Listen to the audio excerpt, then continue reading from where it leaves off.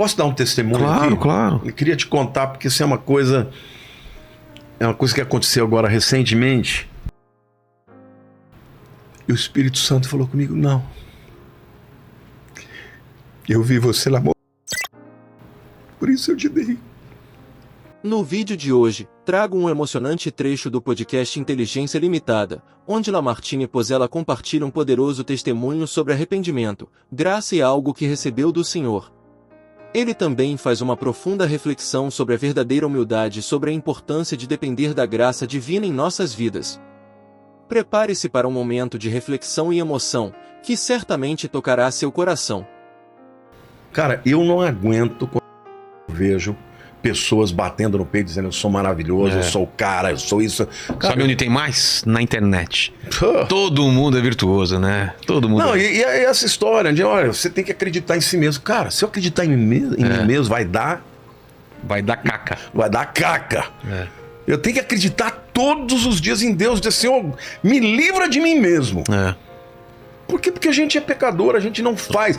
O apóstolo Paulo, que pra mim também é um homem Tem que fazer extraordinário. um programa sobre ele também, não dá? Esse aí eu Tem quero história. fazer parte. Não é? Oh, meu Deus. Ele dizia lá em Romanos 7, né? O bem que eu quero fazer eu não faço. O mal que eu não quero eu faço. Miserável homem que eu sou. Quem me livrará do corpo dessa morte? Graças a Deus por Jesus Cristo. É só Jesus, cara. É só Jesus. E Davi, ele entendeu a graça. Você sabe que o livro de Romanos é um livro extraordinário, né? É o livro que tem os fundamentos da fé. É em Romanos que a gente descobriu a graça. O próprio Martinho Lutero, ele descobriu a graça. O Lutero era um sacerdote, um cara cheio de culpas. E um dia ele, lendo Romanos, ele descobriu que o justo viverá pela fé. Que a salvação, que Abraão não foi justificado pelas suas obras, mas pela fé. E como assim? Cara, que isso mudou a vida dele a ponto dele fazer um rebuliço no mundo. A reforma foi em cima disso. Descobriu a graça. Sabe o que Davi? Davi era um cara tão... conhecia tanto a Deus, que certa vez ele estava com fome. Ele entrou no lugar onde estava o tabernáculo e foi até onde estavam os pães da proposição.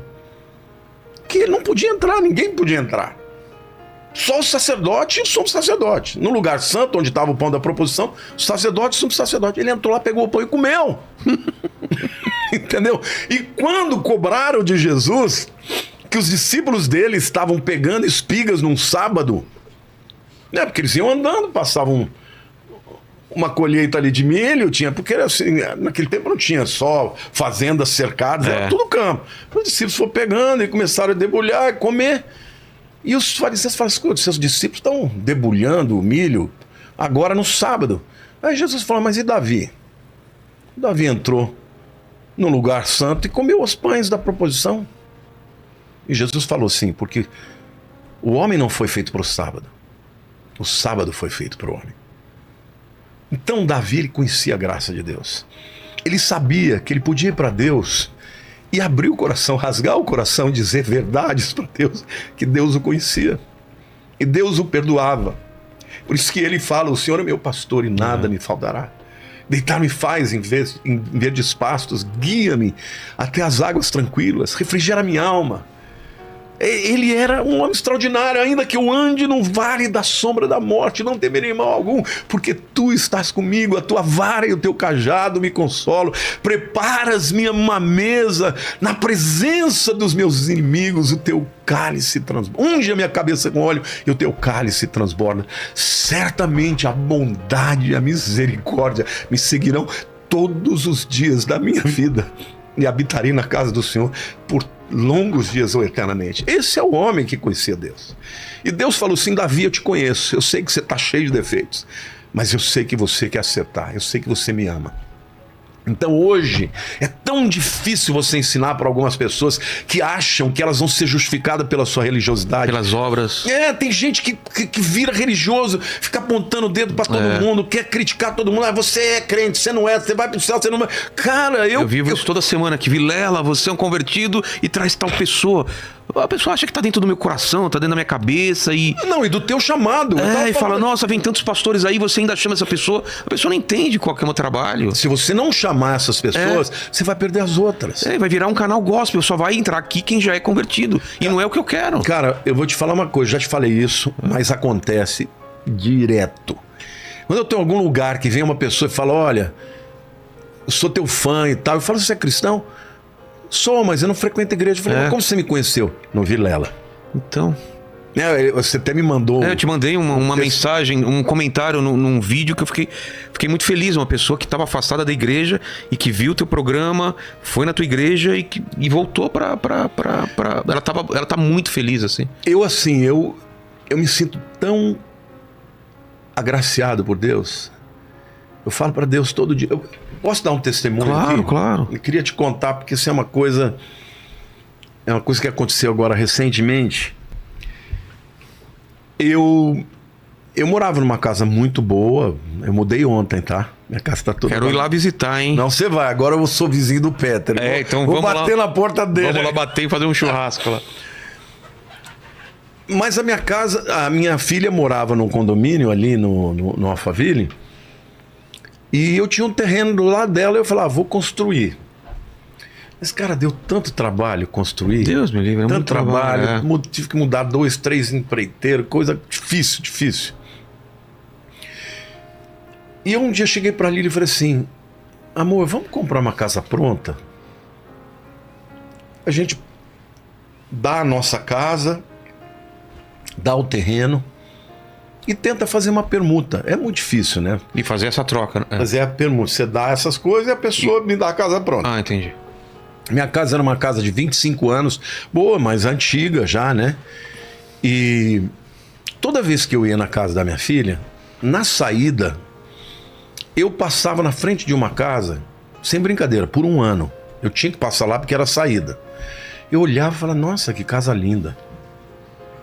Embora, nunca passou na minha cabeça. Nunca passou na minha cabeça. Porque eu ia construir para ficar do lado da minha filha. Aí um dia, uma sexta-feira, eu falei, amor, eu não vou aguentar construir uma outra casa. É muito dinheiro. Eu queria... A Lília, não, vamos começar a construir, depois a gente vende a nossa casa. Eu falei, olha, eu não queria entrar em construção, dá muito trabalho. Eu falei, posso ver?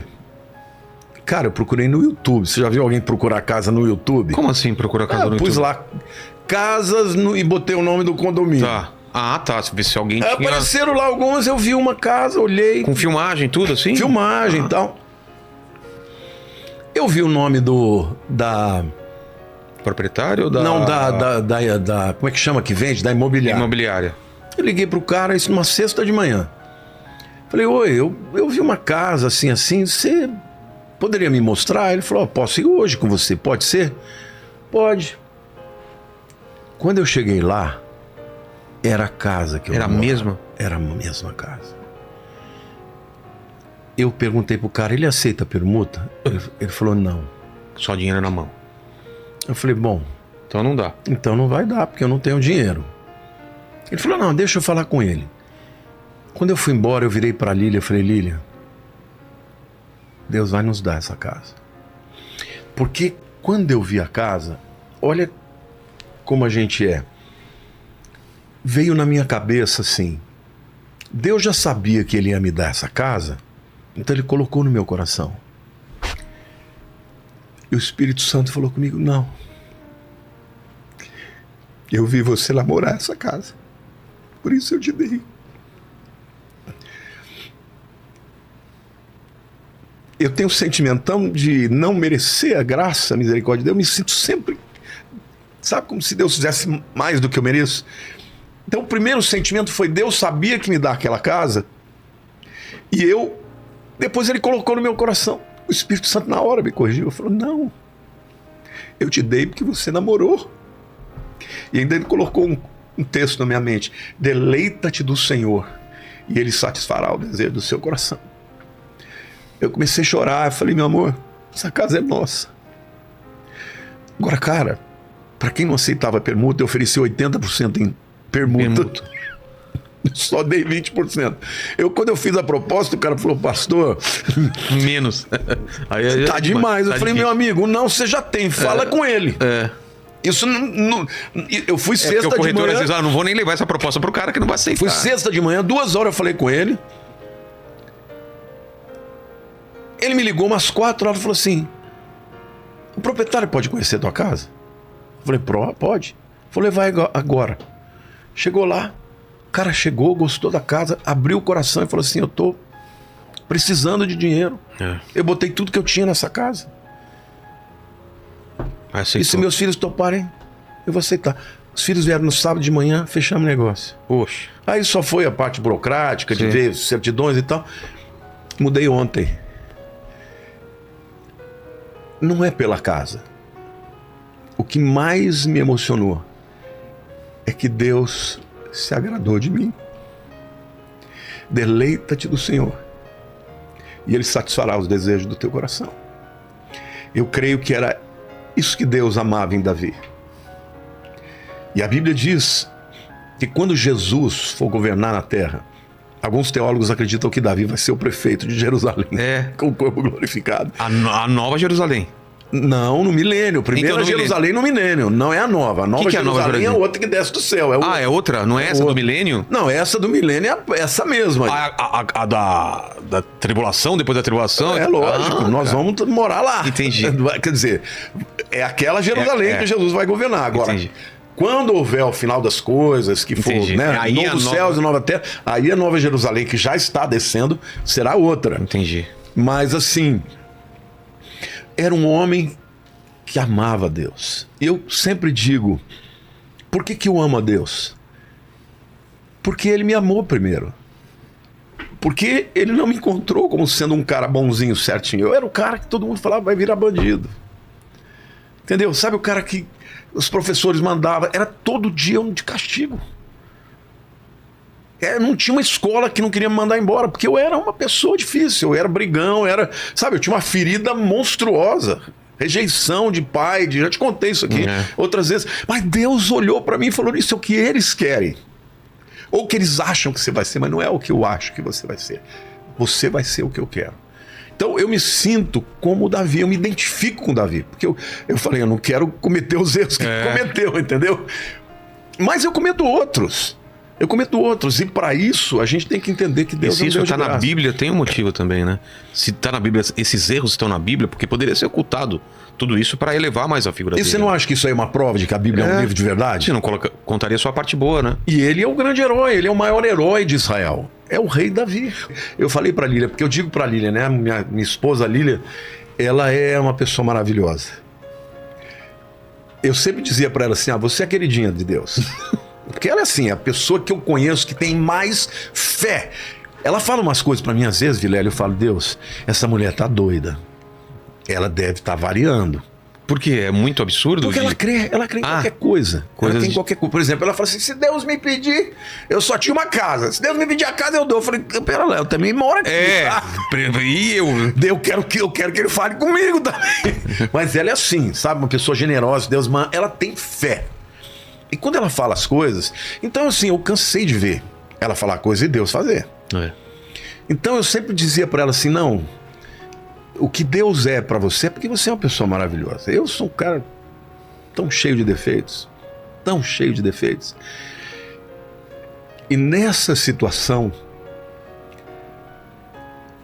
Se eu olhar para trás, eu tenho muitas experiências da graça de Deus na minha vida. Mas nessa situação, eu ouvi o Espírito Santo falar, não... Eu te dei porque você gostou. E em seguida ele me falou, deleita-te do Senhor. E eu me deleito dele. Porque, eu sou um cara que eu acordo falando com Deus. Eu pego meu carro, vou para a igreja, eu vou falando com Deus. Eu falo com Deus o dia inteiro. Às vezes eu falo para Lília, às vezes eu penso que eu sou louco, porque eu não sou dessa vida aqui. É que tem gente que acha que falar com Deus não é oração, né? Para mim oração só é assim. Acho que oração é só aquela decorada que você repete. A única decorada que eu faço é o Pai Nosso, o resto é conversa. Mas eu falo para Deus, eu agradeço a Deus, eu olho a natureza, eu agradeço a Deus, eu ouço uma música, eu agradeço a Deus, eu olho para os meus netos, eu agradeço a Deus. Então eu amo a Deus, de verdade, sabe? Eu vivo para Ele. E pela experiência que eu tive agora, que foi tão recente, por isso que eu estou tão emocionado, não é pela casa em si. É uma coisa você chegar, batalhar, entendeu? Fazer, às vezes acontece, você tem que lutar pelas coisas que você quer. Mas dessa vez, Deus falou assim, eu vou dar de um jeito para você saber que não foi você. Foi porque eu quis te dar. Então, o que eu tenho para dizer para vocês que estão me vendo aí, entrega a vida para Deus. Às vezes você é uma pessoa que está vivendo de maneira errada, sei lá, já fez coisas horrorosas e se sente culpado. A Bíblia diz que onde abundou o pecado, superabundou a graça. O amor de Deus é maior. E mais do que isso, o sacrifício de Jesus na cruz. O Cordeiro perfeito de Deus é maior do que todos os pecados do mundo inteiro. Você somar todos os pecados da humanidade e puser numa balança. Do outro lado, se você puser a santidade de Jesus cobre e ainda falta muito. Então, seja fiel a Deus. Lute as lutas de Deus. Sabe? Assuma posição. Não seja aquele cristão que fica em cima do muro, que tem vergonha de dizer que é cristão. Cara, se você quer que Deus esteja do teu lado, esteja do lado de Deus. Defenda as posições de um cristão, porque você vai ver o sobrenatural, vai ver a misericórdia de Deus. Agora, hoje não há mais dúvidas de que Davi foi uma figura histórica. Total. Estou falando tanto que eu não estou nem te deixando perguntar. Para finalizar esse vídeo emocionante, gostaria de deixar uma reflexão profunda sobre a graça divina que permeia toda a nossa jornada. A história compartilhada aqui é um exemplo claro de como Deus, em sua misericórdia, nos dá o que nem sempre acreditamos merecer, mas que Ele em sua bondade decide nos conceder.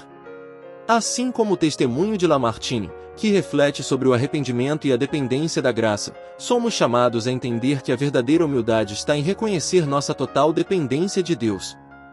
Em momentos de dificuldade e incerteza, é importante lembrar que a graça de Deus não está atrelada às nossas obras, mas à nossa fé nele. A história de Davi e como ele conhecia a graça de Deus nos ensina a confiança inabalável no Senhor, mesmo quando falhamos. E, como vimos aqui, quando entregamos nossos desejos e planos a Deus, Ele nos dá o que é melhor para nós, mesmo quando não parece o que esperávamos. Que este vídeo sirva como um lembrete de que, independentemente das nossas lutas, o Senhor nos conhece, nos ama e nos agracia. Que possamos sempre depender de Sua graça para sermos transformados e fortalecidos. Deus tem um plano perfeito para cada um de nós. Que essa mensagem toque seu coração e inspire a viver cada dia com mais humildade e confiança na graça que vem de Deus. Se você chegou até aqui, se inscreva, curta, compartilhe e registre sua opinião nos comentários. Sua participação é muito importante para continuarmos trazendo assuntos interessantes como este. Obrigado por assistir, que Deus te abençoe, e nos vemos no próximo vídeo.